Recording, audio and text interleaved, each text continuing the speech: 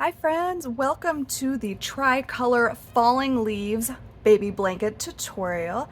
Today you're just going to need 3 colors of yarn. So I've got this like off-white color, a brown, and a green. Very similar colors to what are featured in the pattern, just not exactly the same.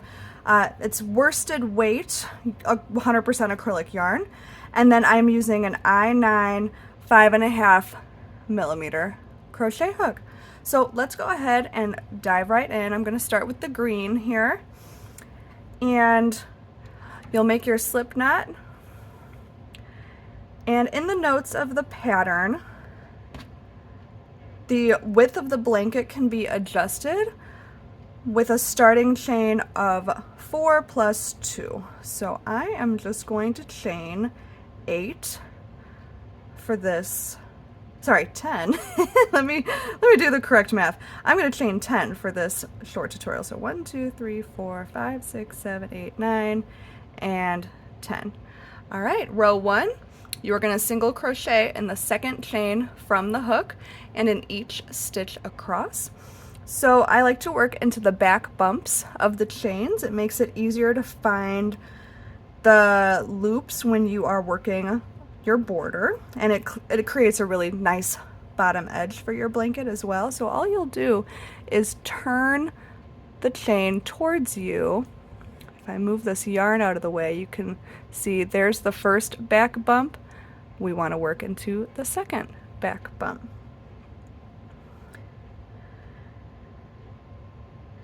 You'll simply insert your hook, pull up that loop, and complete your single crochet.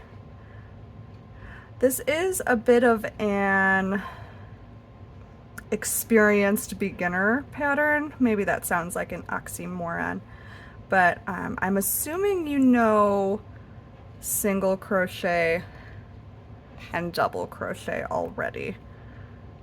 So I'm not going to show those in super slow detail, because there are so many, again, experienced beginner slash intermediate aspects of this pattern. For example, the falling leaf stitch is a bit of a unique, like a little more of an intermediate stitch. And carrying the colors up the side is a bit more of a next step skill in crochet. All right, so I've single crocheted in each stitch across. That should give us 9 single crochets. Our starting chain was 10, so let's double count. 1, 2, 3, 4, 5, 6, 7, 8, 9. Very good. All right, chain 1 and turn. Row 2, you'll just single crochet across. So let's go right ahead and get that done. Let's just have a couple setup rows to get us started before the repeat begins. This is a 4-row repeat pattern. Actually, row 2 is what begins the repeat. So it's a 4-row repeat pattern, but 2 of the rows you simply single crochet across. So I think it's not as intimidating as it sounds to try to memorize 4 rows when 2 of them are to single crochet across. All right, very good. So there's our next row of single crochet, chain 1, and turn.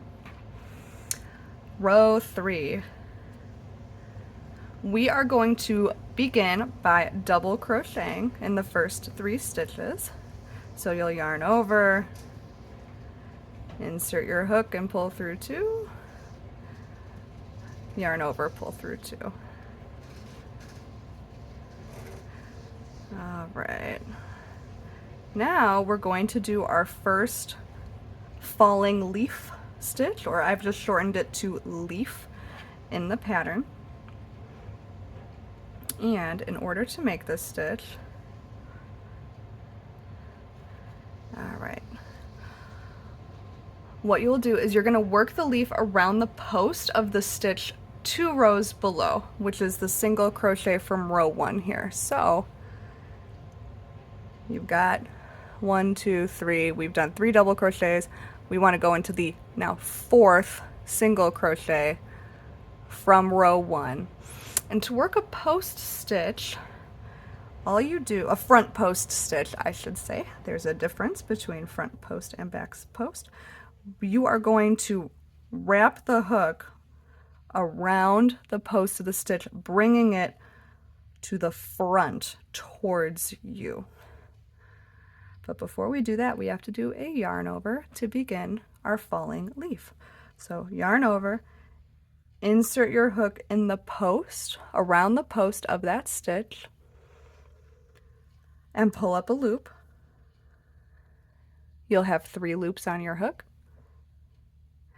Yarn over, insert your hook again in that same stitch, and pull up a loop. You will have 5 loops on your hook. Yarn over and pull through the first 4. 2 loops left. Yarn over and pull through the last 2 loops. And that is what gives you this leaf-shaped textural stitch. All right, so now we're going to go ahead and double crochet in the next 3 stitches. You are going to skip the single crochet behind the leaf stitch we just worked. If you work into that stitch, you will increase, and we don't want to do that. We want a nice rectangular blanket.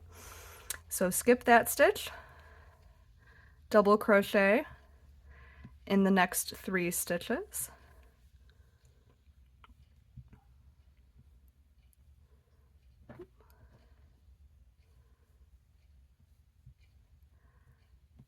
And we're going to work another leaf stitch. So skip these 3 single crochets here. We're going into the next single crochet that's directly below, or nearly directly below. They're a little slanty, so they don't perfectly stack. We're looking for that stitch below the working row. So again, to complete our leaf, we're going to yarn over, insert your hook around the post of that single crochet, yarn over, and pull up a loop. 3 loops on your hook, yarn over, insert your hook into that same post, or around that same post, and pull up a loop. Now we have 5 loops on our hook.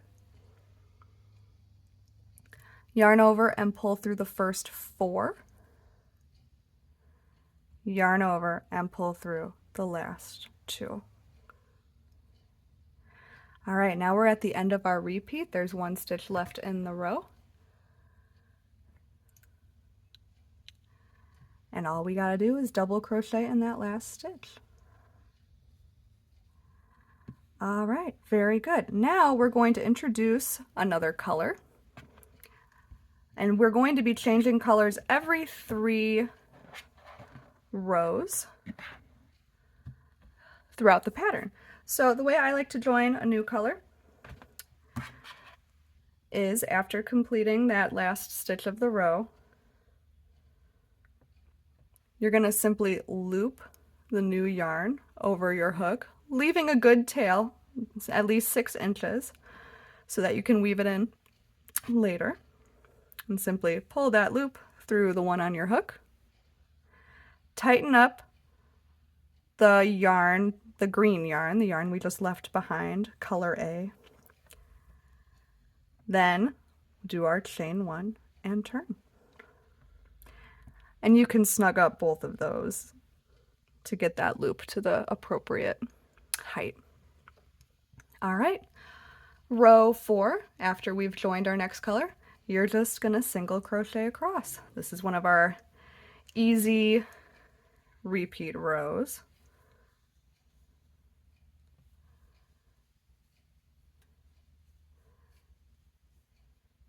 And you'll notice there isn't a whole lot going on the back of the work. The pattern or the texture is all on the right side of the work. This is not a reversible pattern. Go ahead, chain 1 and turn. Another note, I prefer to chain 1 on the double crochet rows. That's not as conventional as a chain 2. when the turning chain does not count as a stitch.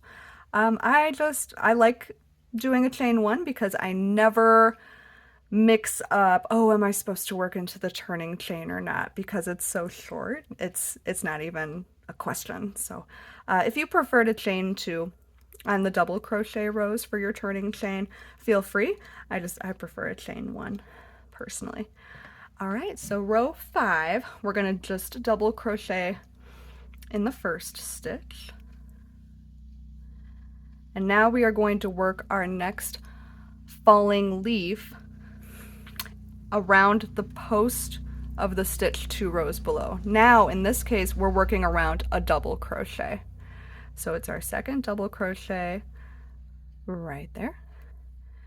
Yarn over, insert your hook around that post. I think that's a lot easier to do for the double crochets because they're taller. It's easier to isolate the post. Go ahead and pull up a loop.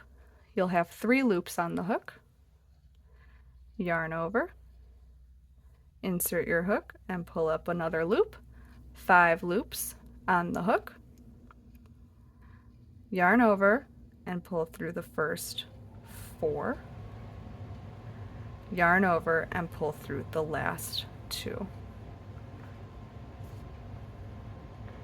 And there's our next leaf. All right, now we're going to double crochet in the next 3. So always skip the stitch behind your leaves. Double crochet in the next 3.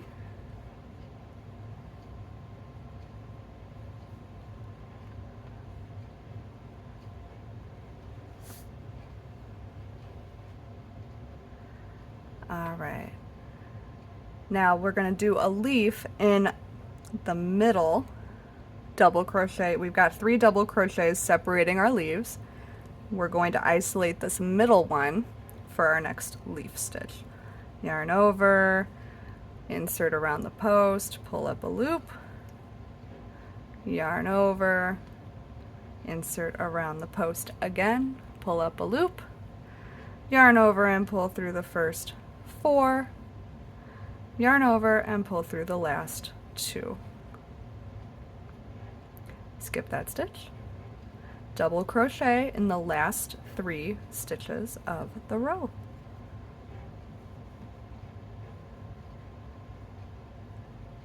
And that is our repeat. You will repeat rows 2 through 5 for the rest of the pattern. So go ahead, chain 1 and do a single crochet row. At the end of this row, I will show joining color C. Maybe do a couple more rows just to have a nice sized swatch, which I will do off camera. And then we'll talk about the border. Oh no, I've got some tangles here. See if I can make it to the end. Nope, I don't think I can. Ah!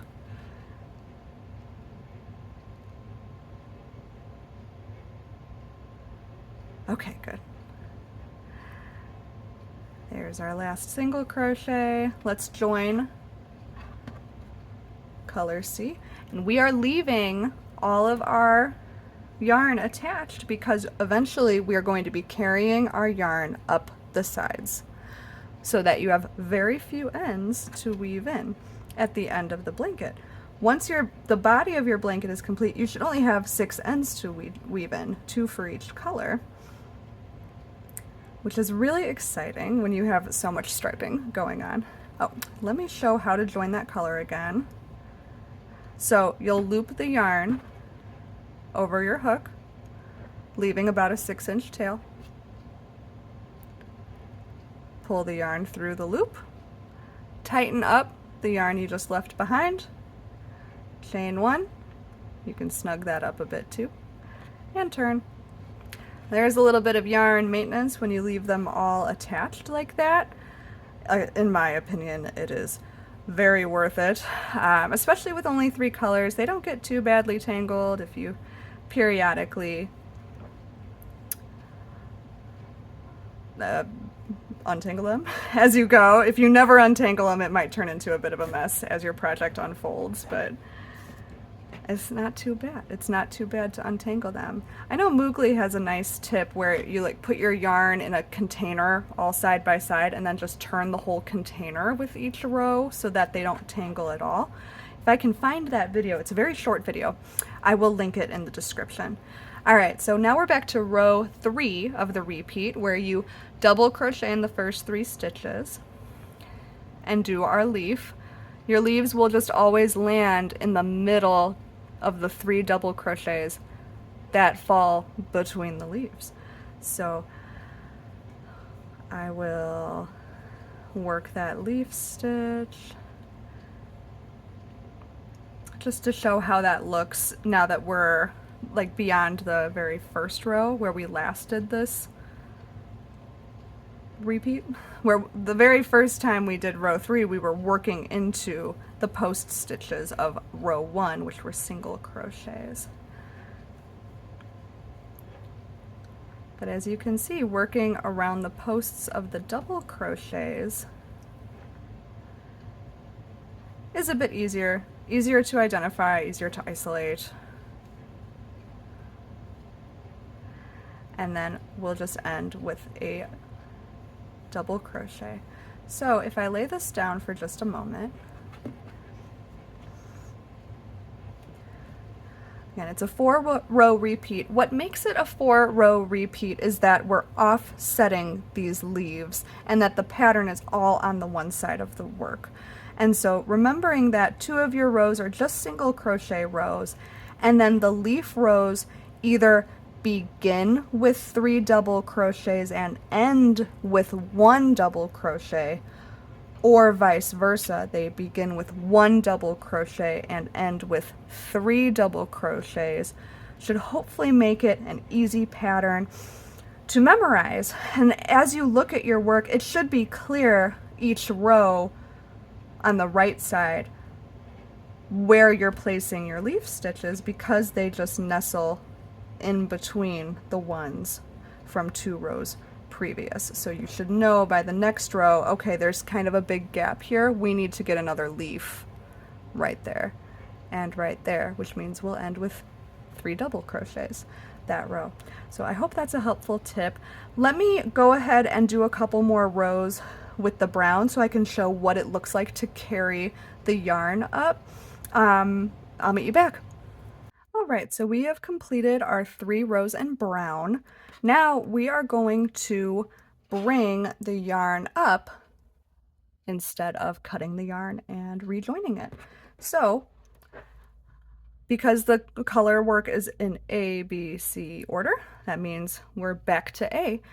It also is easy to know where you left off because on this side, I just have the tail for color B. There's nothing to bring up and work with, at least not for more than a stitch or 2.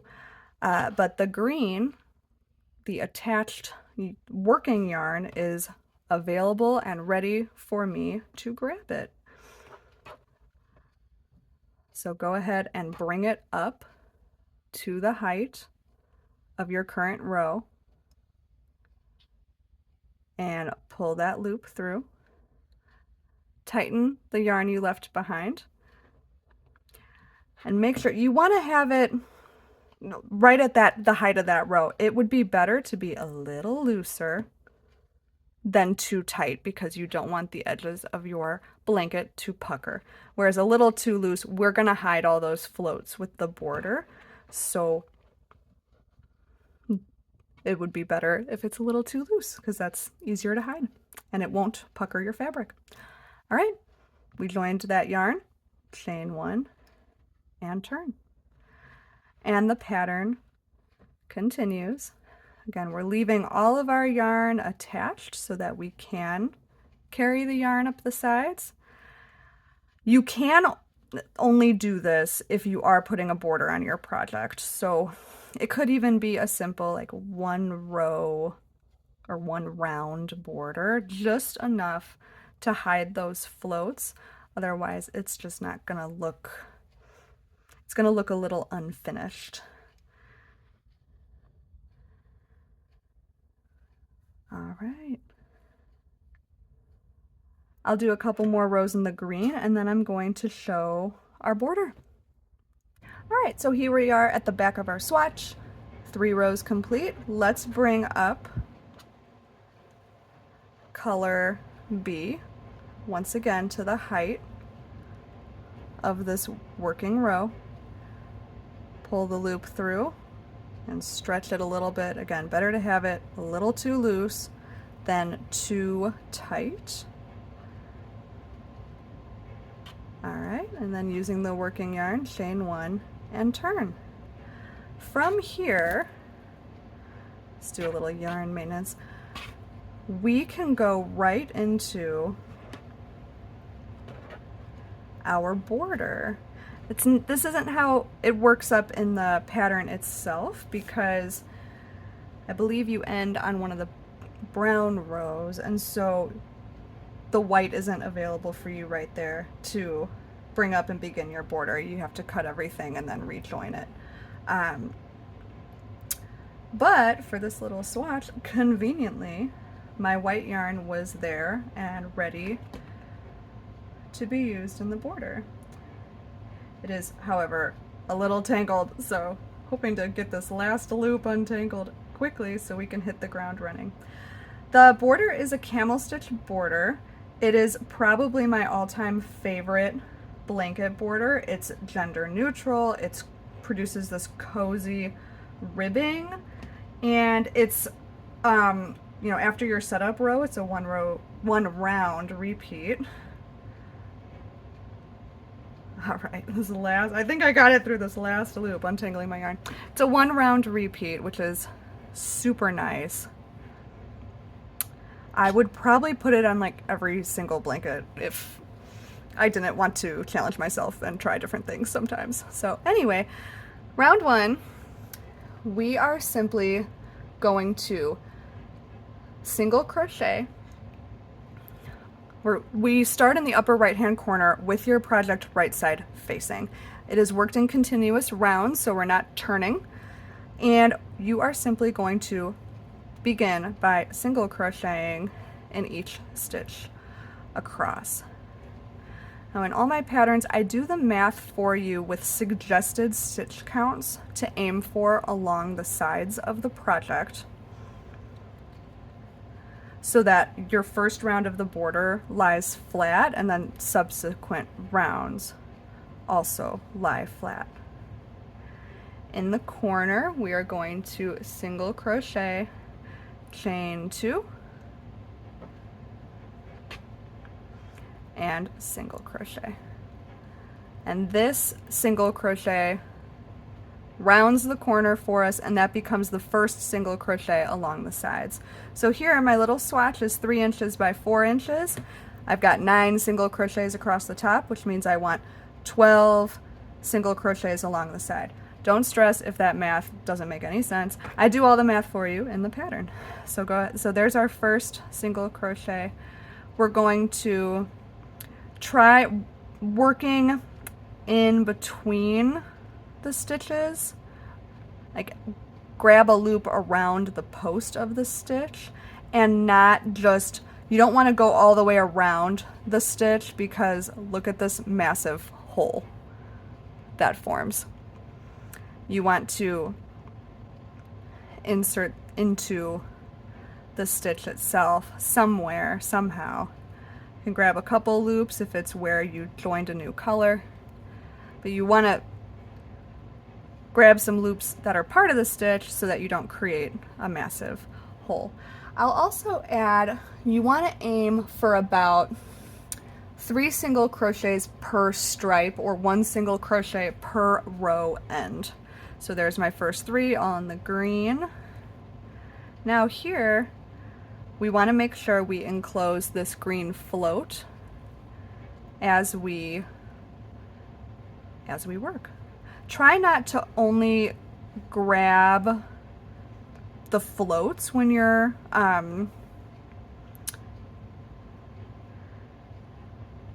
when you are deciding where to place your hook. It's just not going to be nearly as secure. So wrap your hook around a float and pierce part of the stitch. You don't have to split the yarn, but grab a loop around the stitch. All right, so there's my 3 single crochets in the brown, going into the brown row, and away I go. If your stitch counts aren't totally perfect, say you end up with a couple more or a couple less than what I suggest in the pattern, that is okay. I would in general aim for a couple more. It's fine if your border ruffles a little bit. It's not going to be super obvious, especially when the blanket is thrown over a chair or it's cradling a baby. But if the pattern, if the edges curl in like this happens to be doing right now, I think that's going to straighten out or flatten out as we work. But if the edges are like really pulling in, then you might want to try to get closer to the stitch counts I suggest. And actually, let me just, okay, very good. All right, so actually I'm gonna put an extra stitch along this side so the corner doesn't get too curly over here. So again, when in doubt, add a stitch or two. Don't, like, you want to have more stitches than fewer, but try to get close to what I suggest because that math should work out. All right, so in the corner, once again, we just did a single crochet, chain 2, single crochet. Now we're going to work across the bottom, and it should be pretty easy because we worked into the back bumps of those starting chains. The bottom looks kind of like the top of a row that you're working into. So you'll simply work under both loops of the V's of your starting chain, like so. And you'll just do that across. Once again, single crochet, chain 2, single crochet in the corner. Do the same thing along the sides, making sure you enclose the floats as you work. I'll meet you back at the starting corner. All right, when you reach your starting corner, go ahead and place a single crochet in the same spot as your first single crochet of the round, chain 2, and here I'm going to place a stitch marker.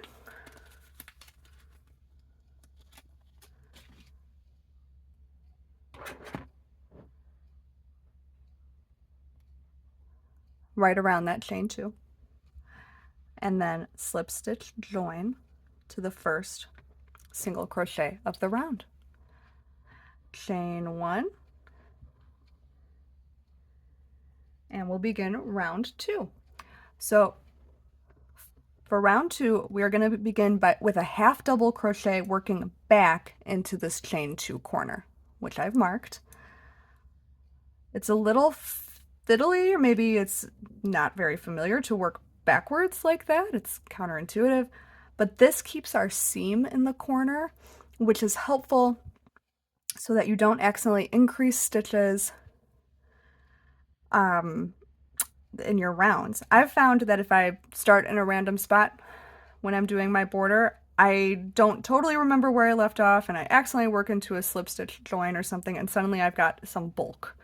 And so keeping the seam in the corner has helped me keep consistent stitch counts for each round of borders, and I know exactly where I'll pick up and leave off. So go ahead to do your half double crochet, yarn over, insert your hook back into that chain 2 corner, pull up a loop, yarn over, and pull through all 3 loops. All right, and now something I'm going to do, I like to use a lot of stitch markers with this border, also to avoid accidentally increasing too much. So what I'm going to do is put a stitch marker in the back 3rd loop of that half double crochet I just made. And I will explain why a little later. Now we're going to half double crochet in the back 3rd loop of each stitch across. This is really fiddly this round. It's very fiddly. And other camel stitch borders will just have you half double crochet like normal in each stitch across. But I really like how it looks when you go in the back 3rd loop this round. Let me show you. So go ahead, turn the work towards you. The back third loop in single crochet is like itty bitty. It is this loop right here. So you've got your 2 loops in the top and then this tight little loop back here. That is where we're working this round. It is fiddly. I use my fingernails a lot to get the hook in there. Pull up a loop, complete your half double crochet as you normally would.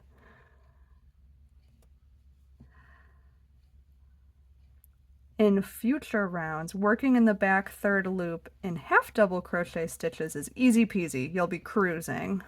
But in this first round, it's a lot of using your fingernails or whatever it takes to get your hook into that tight little stitch. But you can see already, look at that beautiful edge that creates, pushing the top 2 loops towards you.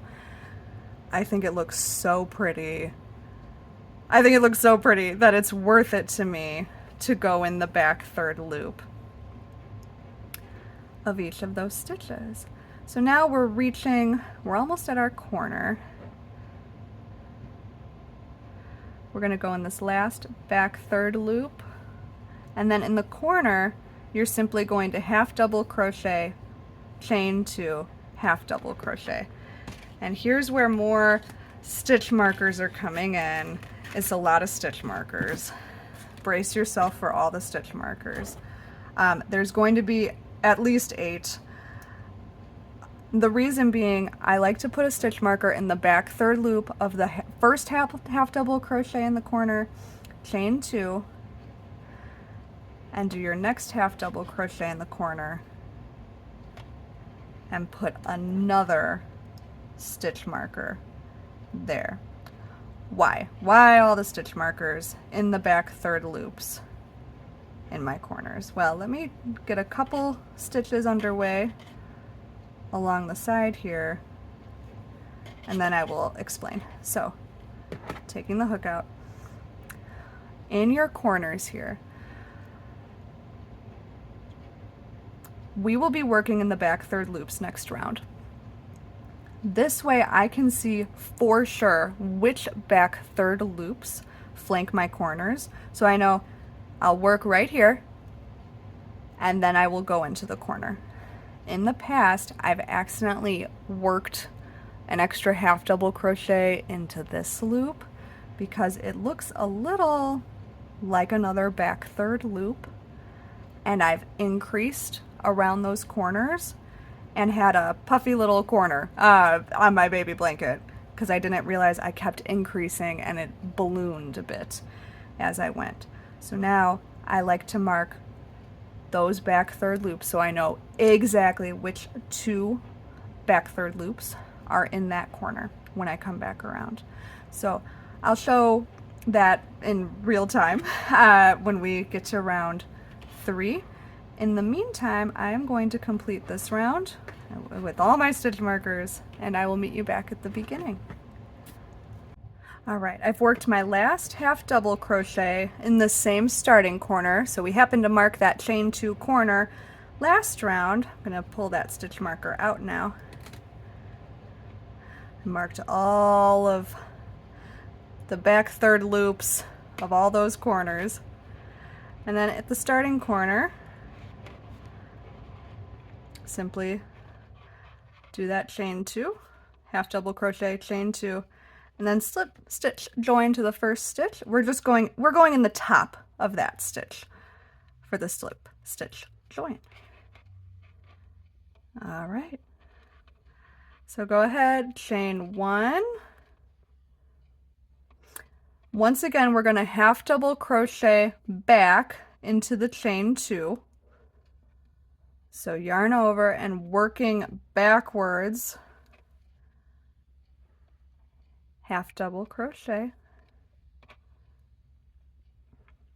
And again, I'm going to mark that back third loop so I know where I'm going.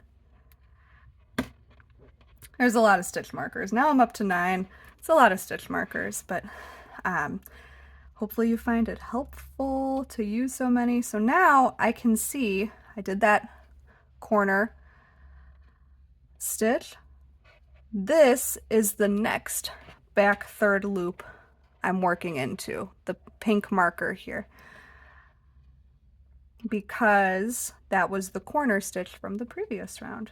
So yarn over, insert into that marked back third loop. I'll just remove that marker now, and work into the back third loop of each stitch across. So in half double crochet, you've got your 2 loops for the top, and then your back third loop is just as big as those loops. It was very tight on the single crochet stitches, but it's about the same size as the tops of half double crochets. So it makes it quite easy to work into across. Yeah, the remainder of the border, you're repeating round 2. You're just working in the back third loop of each stitch across. And then in the corners,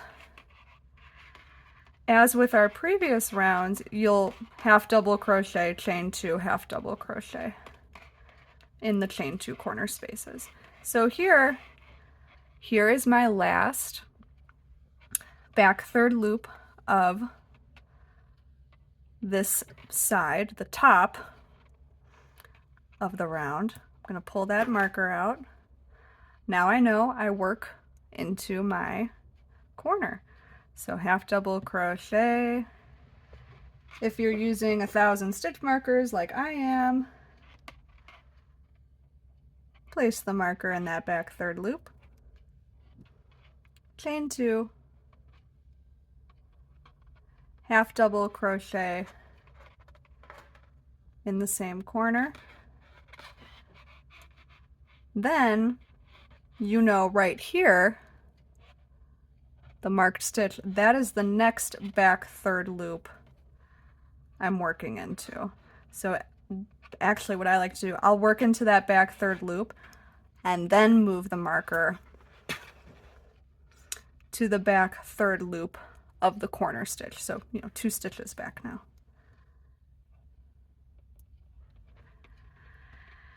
And go ahead and half double crochet around. All right, I'll meet you at the start. I'm going to show you how to do an invisible join to finish. We'll pretend this is our final round of the swatch, and I'll see you there. All right, so here is our swatch with 3 rounds of the border. Isn't it so pretty? So we're back at the beginning. I've just done 1 half double crochet in the corner, and we're going to pretend this is the last round, and I will show you how to do an invisible join. When you slip stitch join, you get this little bump, which isn't a big deal. I could just show what that looks like real quick. It's not a big deal when you are doing additional rounds because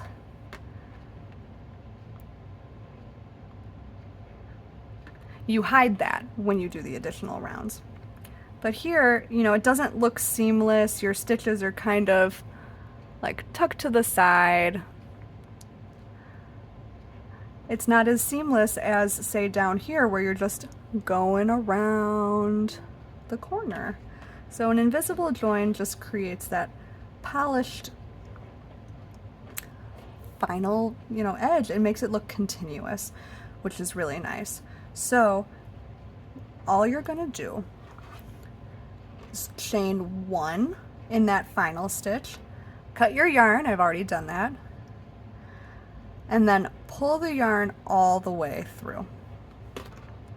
So now you've got this chain 1 and then the yarn tail pulled through. Don't pull too tightly. We don't want a tight knot. We still want this stitch to stay the same size. Thread a yarn needle.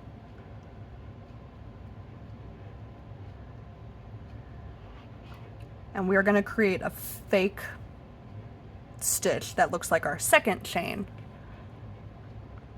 In order to do that, insert your needle through both loops where you would insert your hook if you were doing a slip stitch join. but instead we're going to thread the yarn through that needle. You want to pull this roughly to the size of another stitch, and we can adjust it as we go. So we pulled the needle through. Now we're going to go in through here to create that fake loop. So go ahead and just insert your needle now in the middle of the stitch, that chain 1, and tighten until it's about the same size as that stitch. So now we've got our fake second chain here, and it looks seamless. Now in order to secure it, you're going to want to, you'll weave in your ends. I weave in more aggressively than usual when I'm doing an invisible join, because this is like loosey-goosey. This can just, you know, come undone so easily. So I would even suggest maybe going through the back here, and even you could even make a knot if you pull that through and then go back through this loop to tighten it up really good. You basically want to make sure that this stitch is going to stay the same size. So you could do a couple little knots in here if you wanted to tighten that up. Probably do that on the back side, not the front. Do as I say, not as I do on that one, because now you can see that little bump. And then once you have knotted it a bit and tightened it up, that is when you would weave in your ends as usual with at least 3 passes of the needle. All right, I am going to leave it at that for this tutorial. I hope this was helpful to have that visual of the falling leaf stitch and the camel stitch border and all my many stitch markers. If you have any questions, you can reach out anytime, leave a comment on the video, or you can email me. I've got a contact form on my website, and I hope you really enjoy making this lovely baby blanket for somebody in your life. All right, have a good one.